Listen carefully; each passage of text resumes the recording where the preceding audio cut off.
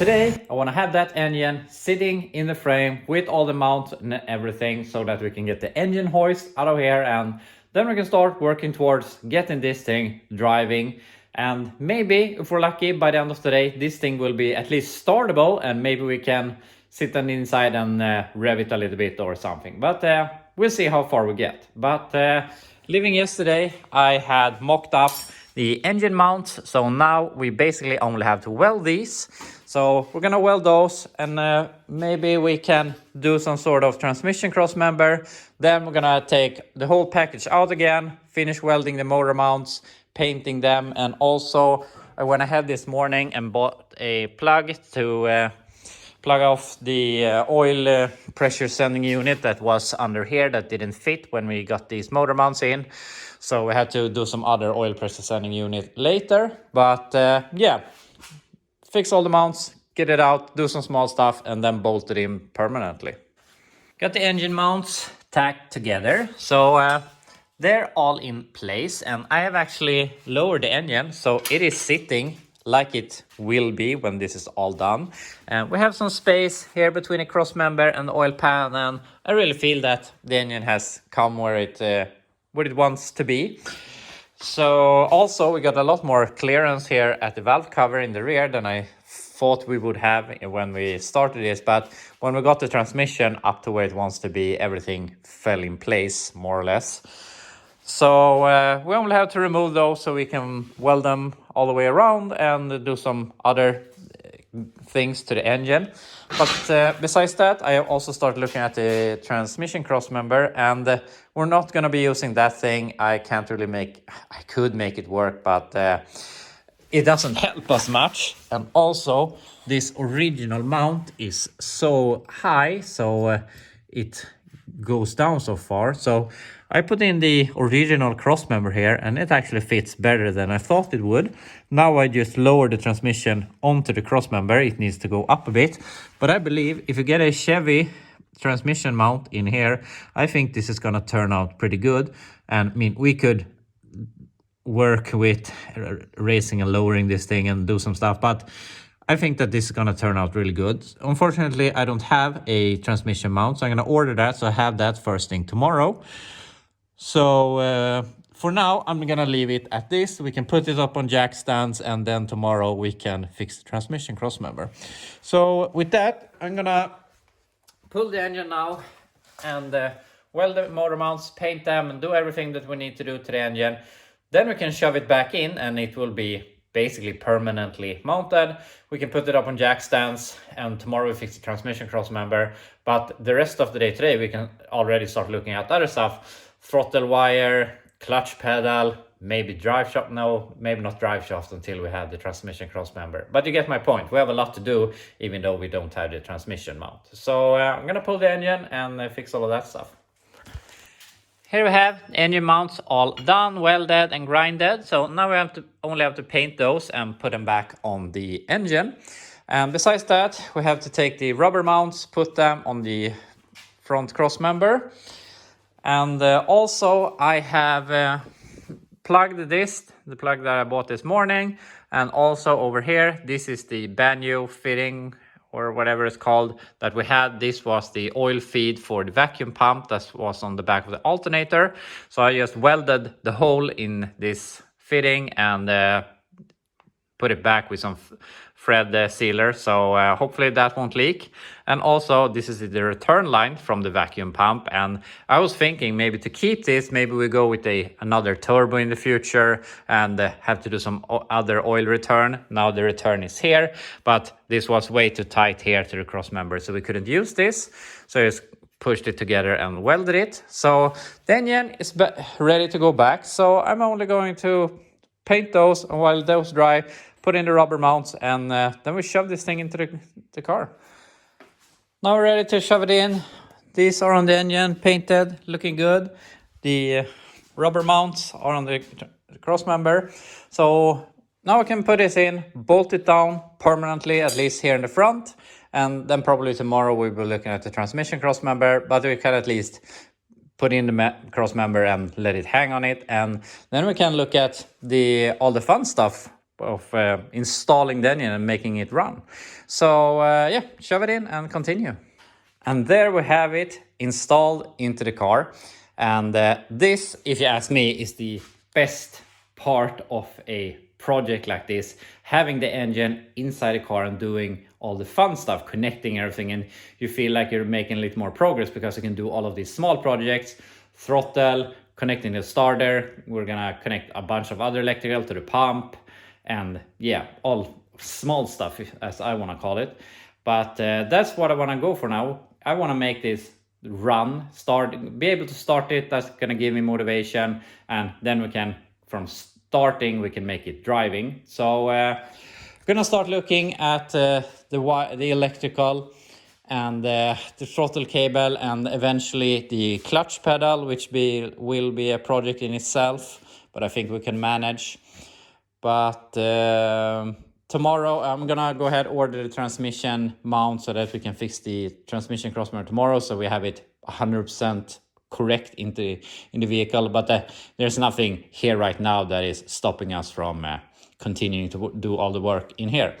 And speaking of wiring, there's gonna be a lot of wiring on this thing because everything has been rerouted and redone. There are relays everywhere. And this cable, or this connector, is the only thing remaining of the front headlights. We have no indicators or the other 3 headlights, so there will be a lot of electrical to fix on this thing. But that will be down the road. So yeah, I'm gonna see if we can make this crank from the inside, find the, obviously I'd put a battery and connect the, yeah, you get my point. But see what we start with here. I'm back at the tank because obviously we need fuel to start this thing, and I was looking if we had both a feed and a vent line, or maybe 3 connectors on the tank, but unfortunately we only have 2. But we can use this as a feed, this as a return, and have a vented gas cap. But you see these are completely loose. So I'm not sure, I don't really want to remove the tank, but maybe we have to. And the thing is, they have just take this, I'm not sure what these are called in English, but in Swedish we call them nail bands, but I'm not sure if that would translate very well. But they have taken self-tapping screws. Here we have, looks like that, and here we have more spray foam. And the more I look at here, I can find more issues. We have spray foam up here, we have here, and obviously this side is really bad. So yeah, this frame is done for. But yeah, I'm not gonna bother with that right now. And I mean, we could put a fuel jug in the front, but it would be nice to connect the tank. And I think for now we're just gonna put fuel hose all the way. So, but since these are all loose, I think I might wanna, maybe, I don't know, maybe we remove the tank, or maybe we just go with it. We're not gonna suck air through there anyway. So yeah, we'll see how we solve this. I'm gonna figure out something. I came to my senses and realized that it was just unnecessary work to do everything with the tank. So with that said, I have gone with a boat tank instead, and I already had this one laying around, and it was perfect because it had already had a return line with a filter on. And I don't know much about that tank. I don't nothing about the lines, or I know that they are shit. And this way we hopefully don't get all that much dirt into the engine, because I'm not really sure if I want to use that fuel filter or do some universal, because they had bypassed that thing. So I'm not sure if it is any good. So for now we're going filterless, except for this thing. So with that said, we basically already have a fuel system. The only thing we have to do is give this thing power, and it will feed the pump. And we're obviously going to find out what gives power, the ignition wire, and I think this is what turns the pump on, and we can just splice these two together, and when we turn on ignition, we have both the pump and the feed pump running. So yeah, as I said, basically done. Just gonna connect that and fill it up with diesel. So now we can start looking at the electrical, get a positive wire going to the starter, and gonna get some ground wires, and then we can find out how we're gonna feed the cab with electrical, with power, and where we get power back. I mean, I could hot wire it out here, but I mean, might as well try and get it startable from the inside so that it will be easier to drive. So see if we can solve it with the electrical on the truck, or if we do some hot wire. We started here on the wiring. We have the battery in place, we have a ground cable, we have the positive cable going to the starter, and from the starter we have a cable here going into the cab, and also we have our purple crank cable here. So it should turn over now, and all of the light stuff, there were 3 relays over here. There were 2 relays that I think was in the front, and I mean, we only have 1 connector for the headlight, so I just cut out everything that I didn't need for now, and we will have to redo all of the front light assembly. So yeah, that will be another day, but all of this for the lights, and all of these are for the engine. And I believe on the 69 Chevelle, this cable coming out here is pink and goes to the distributor, and I believe that this is the one that wants to go to our distributor, or our start solenoid in this case. So I believe if you put this on the pump, it should start. But for now, I just want to see if it will turn over, which it should. Don't have any lights in here. It actually turns over. So that's really great. We know that we're getting power into the cab and it distributes power out. So I'm gonna turn on the ignition, check these wires, and this will probably be the ignition wire, and we can route that to the pump, and I hope this is the starter solenoid, and also to the feed pump, and this thing should start. So maybe we can get this running really soon.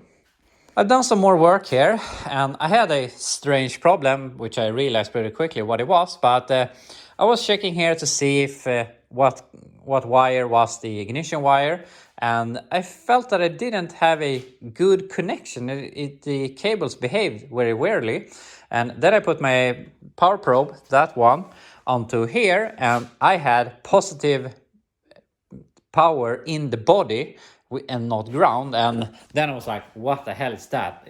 I have just put a ground wire to the engine and a positive to the starter, but then it hit me. I have only put a negative to the engine, so the only ground wire I had was this one, and obviously that wasn't enough. And this is the ground wire from the Mitsubishi, and actually a pretty smart thing, they have these along the way. So I just put this on the control arm bolt here, and now we got enough ground into the body. Obviously we should have a body ground also, but this is going to be enough.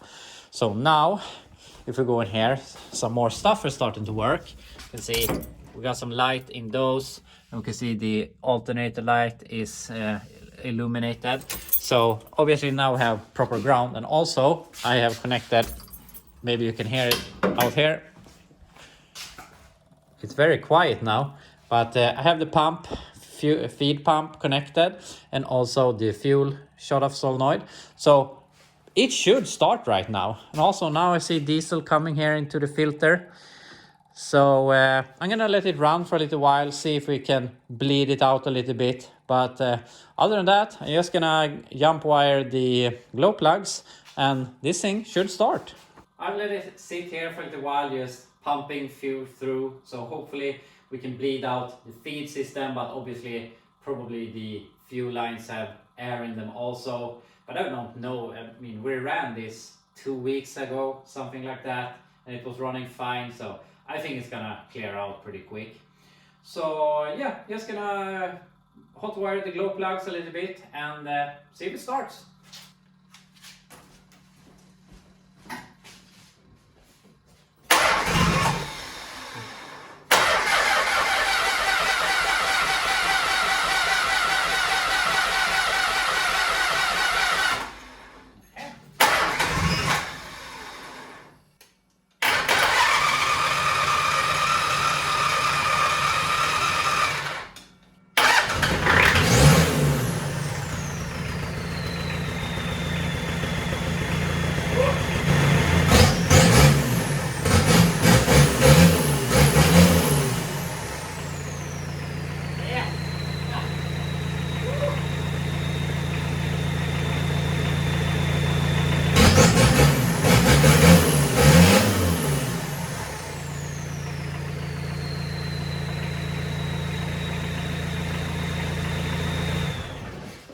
really stupid.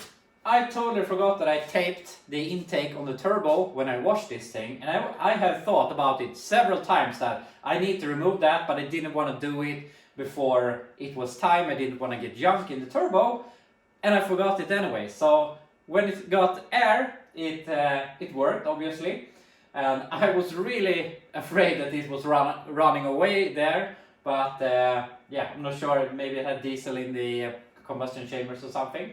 But it's running nice. The turbo is whistling awesome. So yeah, I'm really happy right now. And we have the engine in the car. It is starting. It's running on a fuel system. So I mean, now only we have to control the engine, which is the throttle, and also the clutch and the drive shaft, and then we can drive this thing. So we have maybe 2 hours left here for today that we can work. And I want to see if we can fix the throttle. And we can start looking at the clutch pedal, but there's also one more thing that is very important for my kids that we need to do. So yeah, we'll see what we can do here today.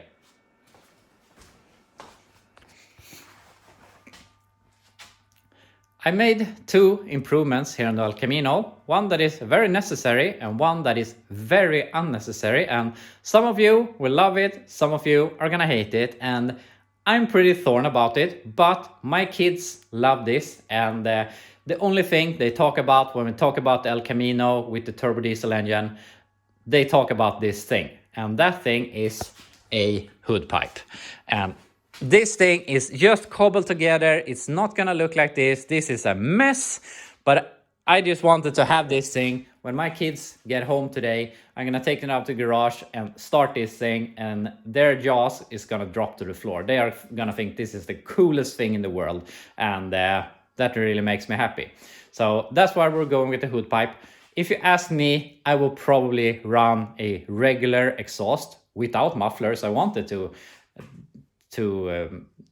sound a lot, but the hood pipe, not maybe my thing, but whatever, they love it, so we'll be running with it. Maybe down the line we will remove it and do a full exhaust, we'll see, but for now we're going hood pipe, and obviously we're gonna make it a lot nicer in the future. I don't think we can have it like this because it will get too far back in the hood. Probably we'll end up doing something like this, having it come up here or something. But yeah, that's for down the road when this thing is a little more closer to being on the road. But yeah, that's about that with the exhaust. Besides that, I have connected the throttle, and this is probably the easiest thing on this whole swap, because it basically just went in. I put on this, and I don't know why, but this throttle cable is so damn long. I don't know why. And obviously now it wants to hit the exhaust, but yeah, when this gets over here, it's gonna be easier to route, and we can do something about this. But also the original throttle cable has some clamps or plastic tabs that connect to the firewall. This thing is supposed to be bolted. I just took a self tapper now. I need to remove the wiper motor so I can drill the other hole so that we can bolt it. And then the throttle cable is all done, and it went straight in to the original pedal. So we are connected here. We can push the throttle and do like that. And the only thing I had to do was I had to adjust the wire over here, basically maxing it out to get the pedal as far off the floor as possible. Because something I really hate that I see a lot when I buy other people's project is that the throttle pedal is basically on the floor when you are at idle, and you're pushing it and you're pushing it through the carpet, and it just feels weird. And I really want it to be as high up as possible when it's idling. So I often remake that arrangement when I buy project in general. But yeah, that is fixed. So now we can go ahead and put on the glow plugs here. And then we can walk over here.